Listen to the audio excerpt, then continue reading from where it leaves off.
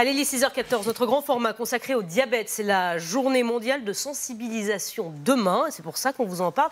Parce qu'il existe aussi une opération très complexe, mais vous allez voir qui fait naître beaucoup d'espoir pour les malades. Caroline Weil. Se déplacer sereinement à moto, sans crainte de faire un malaise, c'était impensable pour Jean-François.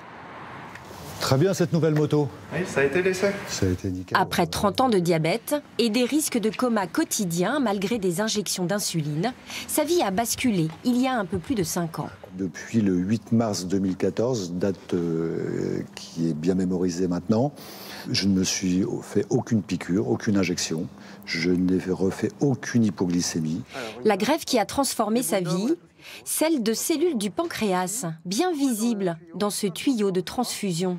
Ce sont elles qui fabriquent l'insuline dont manquent les diabétiques. Elles proviennent de donneurs décédés et sont préparées dans ce laboratoire où l'équipe se tient prête, 7 jours sur 7. Entre le moment où le prélèvement d'organes se passe, on a à peu près 6 à 8 heures pour être ici au laboratoire pour commencer.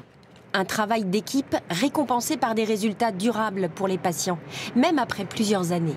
10 ans plus tard, 3/4 des greffons sont fonctionnels et donnent encore un bénéfice clinique net, voire même pour 1/4 des patients, toujours plus du tout d'insuline. Une fois remboursée par l'assurance maladie, la thérapie devrait permettre chaque année à une centaine de personnes souffrant de formes incontrôlables du diabète de retrouver une vie normale.